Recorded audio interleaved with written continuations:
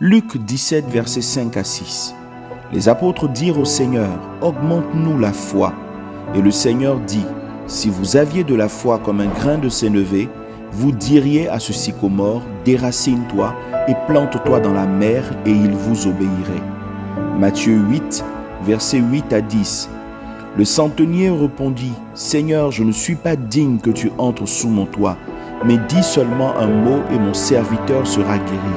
Car moi qui suis soumis à des supérieurs, j'ai des soldats sous mes ordres, et je dis à l'un, va, et il va, à l'autre, viens, et il vient, et à mon serviteur, fais cela, et il le fait. » Après l'avoir entendu, Jésus fut dans l'étonnement, et il dit à ceux qui le suivaient, « Je vous le dis en vérité, même en Israël, je n'ai pas trouvé une aussi grande foi. » Matthieu 15, verset 28.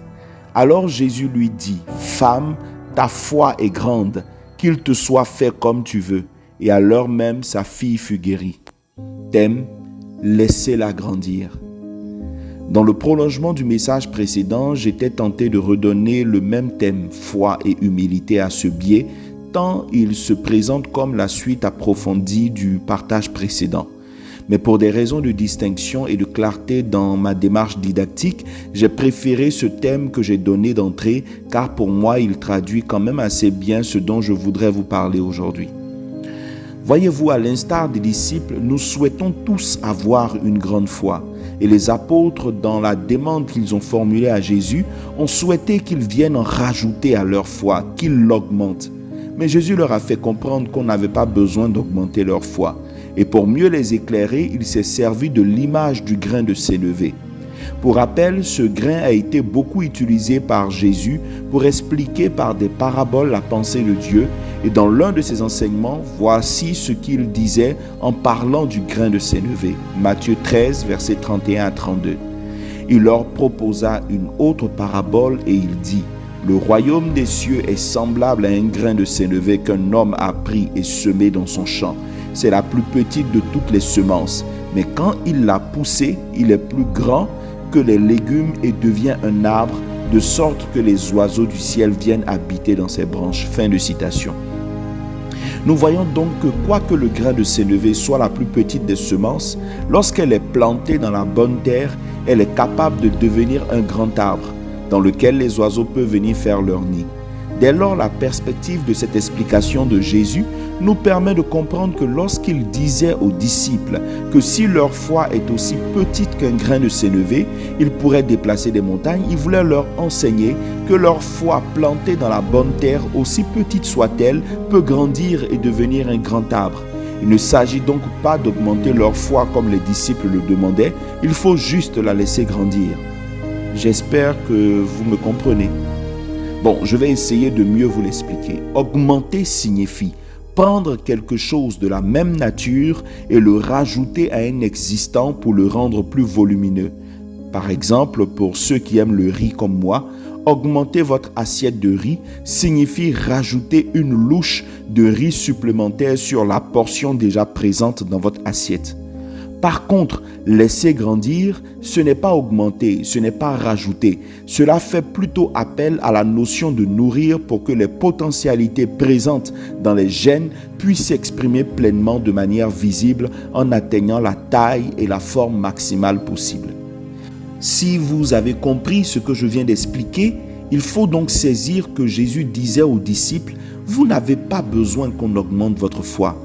Elle a juste besoin d'être comme un grain de sénévé planté dans la bonne terre que vous devez nourrir et elle grandira simplement pour atteindre sa taille maximale. » J'insiste sur la notion de bonne terre car c'est là la clé pour que votre foi grandisse. Rappelez-vous de la parabole du semeur.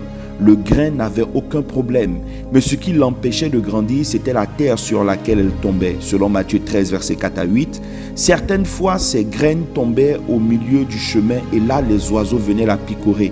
D'autres fois, c'était sur une terre pierreuse. La graine ne pouvait avoir de racines solides et elle mourait. Souvent, c'était sur une terre pleine d'épines et elle finissait par être étouffée. Mais lorsque la graine tombait sur la bonne terre, elle s'enracinait profondément et produisait des arbres fruitiers qui profitaient à tous. Il faut donc être une bonne terre pour que votre foi devienne grande. Alors si vous m'avez suivi jusque-là, quelle question voulez-vous me poser? Oui, toi, quelle est la question que tu as envie de me poser? Bingo, bien vu de ta part. Je vais la répéter pour les autres qui n'ont pas entendu. Comment être une bonne terre? C'est là la question. Pour y répondre, nous allons analyser l'attitude de deux personnages bibliques dont Jésus a qualifié la foi de grande. Car si leur foi a pu être ainsi qualifiée, il est clair que c'est parce qu'elles sont une bonne terre. La première, c'est ce centenier de qui Jésus a dit que même en Israël, il n'a pas trouvé de personne dont la foi était aussi grande. Venant du Fils de Dieu, vous conviendrez avec moi que c'est un grand compliment.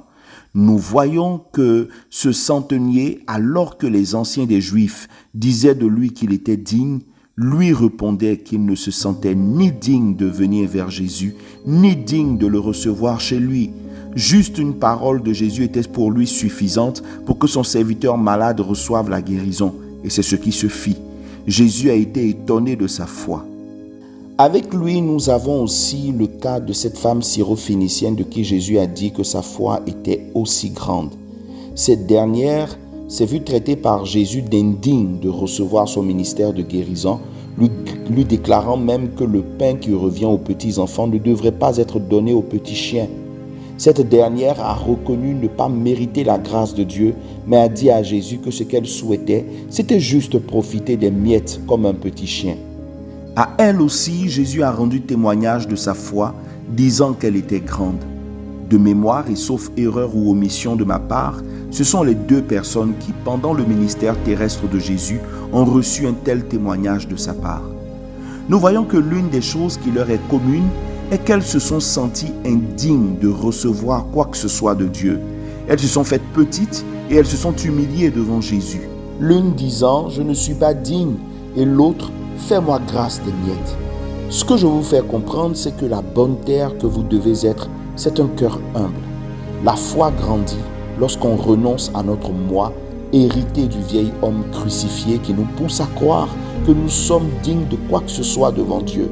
La foi grandit lorsque nous ne laissons pas la connaissance qui enfle nous pousser à croire que parce que nous savons, nous sommes meilleurs que les autres.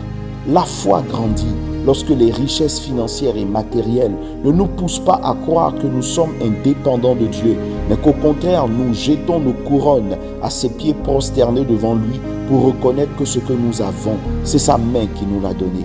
La foi grandit lorsqu'au milieu des louanges que les hommes nous attribuent, nous sommes capables de reconnaître en nous-mêmes que la gloire doit revenir à Dieu et à lui seul.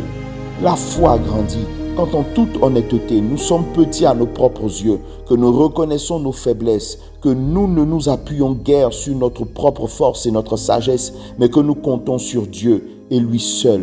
Voilà qui rend notre cœur fertile et qui permet à notre foi, grain de sénévé, de devenir un gros arbre. Diminuons un peu, descendons de notre piédestal, faisons-nous petits et laissons notre foi grandir. Quand vous réalisez les enjeux liés à la foi qui vous rend agréable à Dieu selon Hébreux 11, verset 6, et que c'est par elle que vous avez accès à la grâce de Dieu selon Romains 5, verset 1 à 2, vous comprenez dès lors l'importance d'être une bonne terre qui se prête à la laisser grandir. Je prie que ce message soit reçu avec des cœurs honnêtes, bons et humbles. Fraternellement, Frère Will.